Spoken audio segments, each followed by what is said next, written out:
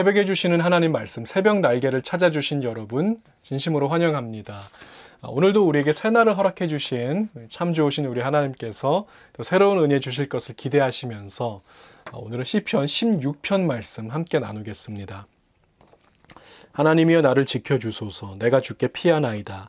내가 여호와께 아뢰되 주는 나의 주님이시오니 주 밖에는 나의 복이 없다 하였나이다. 땅에 있는 성도들은 존귀한 자들이니 나의 모든 즐거움이 그들에게 있도다. 다른 신에게 예물을 드리는 자는 괴로움이 더할 것이라. 나는 그들이 드리는 피의 전제를 드리지 아니하며 내 입술로 그 이름도 부르지 아니하리로다. 여호와는 나의 산업과 나의 잔의 소득이시니 나의 분깃을 지키시나이다. 내게 줄로 재어준 구역은 아름다운 곳에 있으며 나의 기업이 실로 아름답도다. 나를 훈계하신 여호와를 송축할지라. 밤마다 내 양심이 나를 교훈하도다. 내가 여호와를 항상 내 앞에 모시며 그가 나의 오른쪽에 계심으로 내가 흔들리지 아니하리로다. 이러므로 나의 마음이 기쁘고 나의 영도 즐거워하며 내 육체도 안전히 살리니 이는 주께서 내 영혼을 스올에 버리지 아니하시며 주의 거룩한 자를 멸망시키지 않으실 것임이니이다. 주께서 생명의 길을 내게 보이시리니 주의 앞에는 충만한 기쁨이 있고 주의 오른쪽에는 영원한 즐거움이 있나이다. 아멘. 여러분은 예수님을 믿은 다음에 어떤 점이 변화되셨습니까? 예수님을 믿으면 우리 삶이 변화되게 되거든요. 오늘 말씀 속에서 우리 진정한 믿음의 사람은 과연 어떤 점이 세상 사람과 다른지를 한 두 가지로 좀 생각해 보려고 합니다. 첫 번째로 믿음의 사람은 하나님보다 앞서지 않습니다.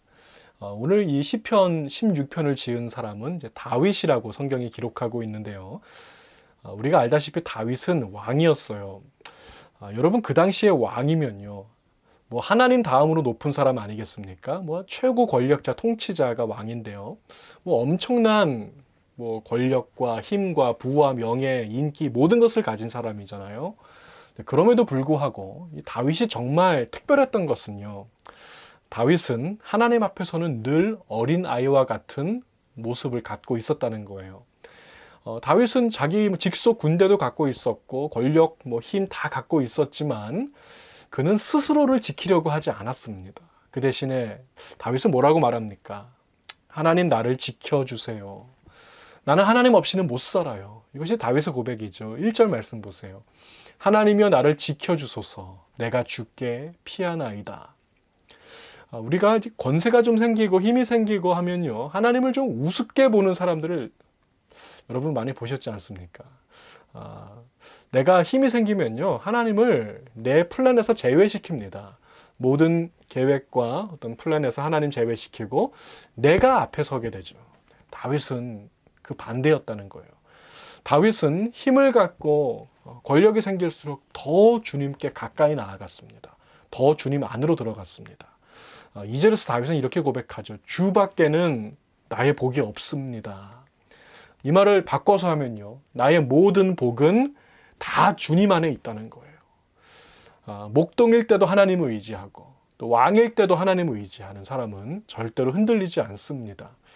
다윗은 범사에 하나님을 인정했어요. 그리고 삶의 모든 순간순간마다 하나님을 의식했던 사람이었기 때문에 그는 흔들리지 않았다는 것입니다.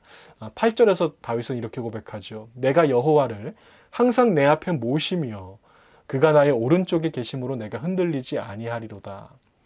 여기에서 믿음의 사람을 가리켜서 하나님을 내 앞에 모시는 자라고 했습니다. 주 안에서 사랑하는 우리 성도 여러분, 지금 여러분의 하나님은 어디 계세요? 여러분 하나님보다 딱 한 발자국만 뒤에서 따라가세요. 힘이 생겼다고 내가 권력이 생겼다고 더 앞서가지 마시고요. 하나님 바로 뒤에 서시기 바랍니다. 하나님을 항상 내 앞에 모셔드리는 저와 여러분이 다 되시기를 축복을 드립니다. 또 그런가 하면 이제 두 번째로 믿음의 사람은 즐거움의 이유와 기쁨의 이유가 다르다는 거예요. 예수 믿기 전에는요, 내가 잘 돼야지 즐겁고 내가 잘 나가야지 기쁘고, 우리 다 그랬잖아요. 그런데 예수 믿음 다음부터는 이게 바뀌더라고요. 예수 믿은 다음부터는요, 함께 신앙생활하는 이 믿음의 식구들이 그들이 잘 될 때 바로 그것이 나의 즐거움의 이유가 된다는 것입니다. 3절에서 또 다윗의 말을 들어보세요. 땅에 있는 성도들은 존귀한 자들이니 나의 모든 즐거움이 그들에게 있도다. 다윗의 즐거움은요, 그가 잘 나가고 그가 왕이 되고 권력 갖고 이게 아니었어요. 땅에 있는 그의 성도들이 잘 될 때 그것이 그의 즐거움이 되었다는 것이죠. 예전에는요, 예수 믿기 전에는요, 1등을 해야지 즐거웠고요. 내가 좀 잘 돼야지 즐거웠어요. 그런데 제가 예수 믿고 난 다음부터는요, 나 혼자 1등 하는 게 별 즐거움의 이유가 되지 못합니다.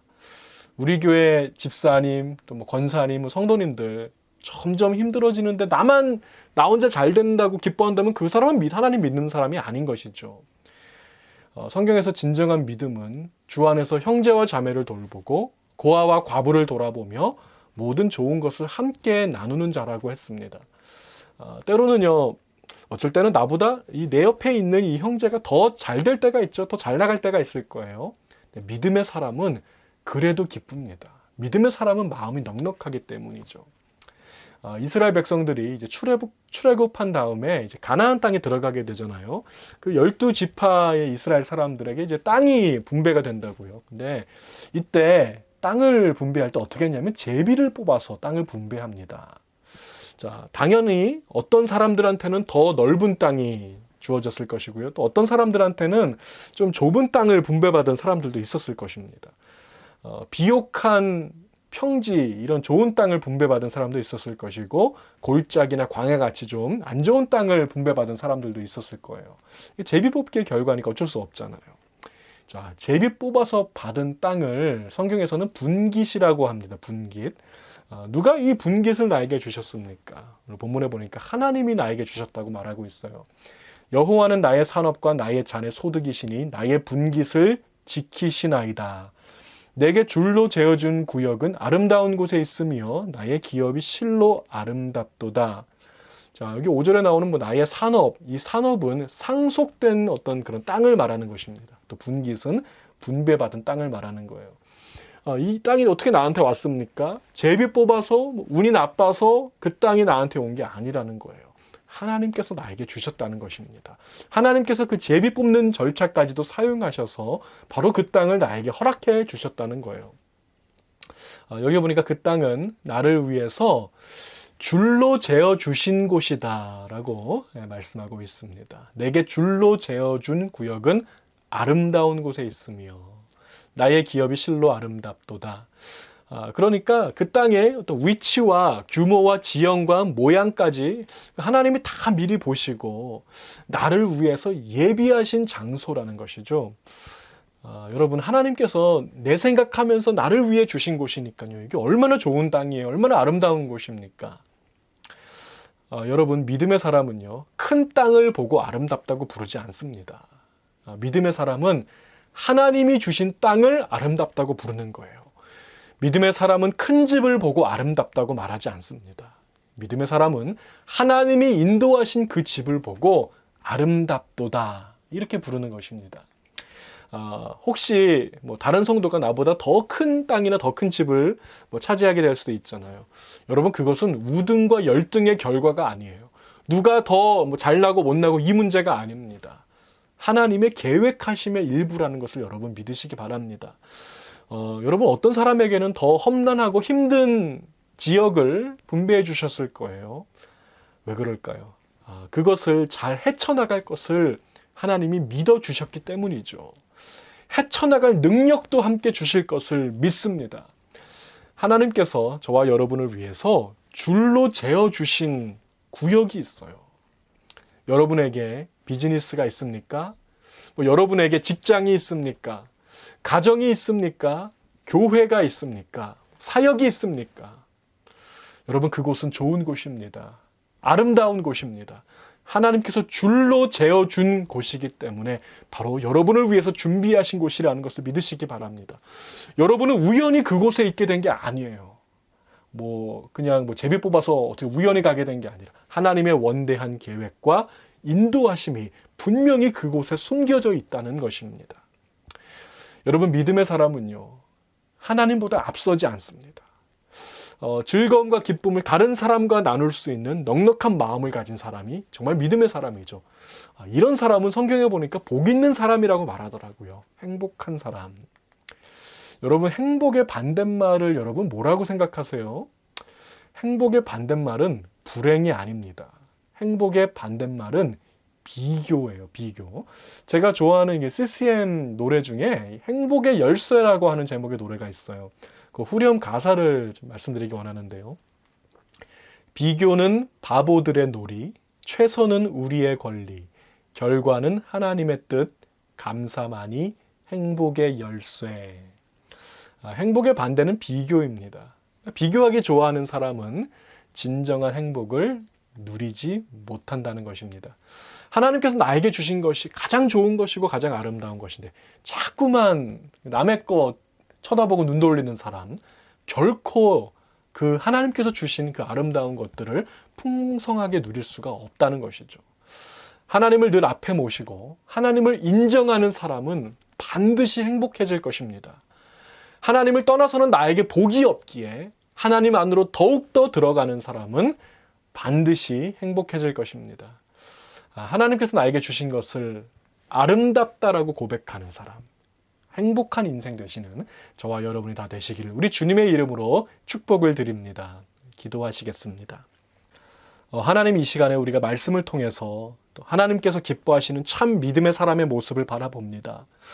주님보다 앞서지 않고 주님보다 한 걸음 뒤에서 주님의 인도하심 가운데 주님 뒤를 잘 따라갈 수 있는 저희들 되게 인도하여 주옵소서.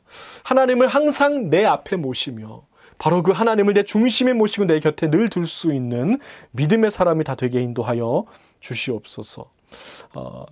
서로 비교하기보다는 하나님께서 나에게 주신 가장 좋은 것, 가장 아름다운 것, 줄로 재어주신 바로 그곳을 감사하며 그로 인해서 주님을 찬양하며 그곳에 담겨진 하나님의 계획하심을 잠잠히 바라볼 수 있는 진정한 믿음의 사람들로 세워지는 오늘 하루, 이번 한 주가 되게 인도하여 주시옵소서. 감사하며 우리 주 예수님의 이름으로 간절히 기도하옵나이다. 아멘.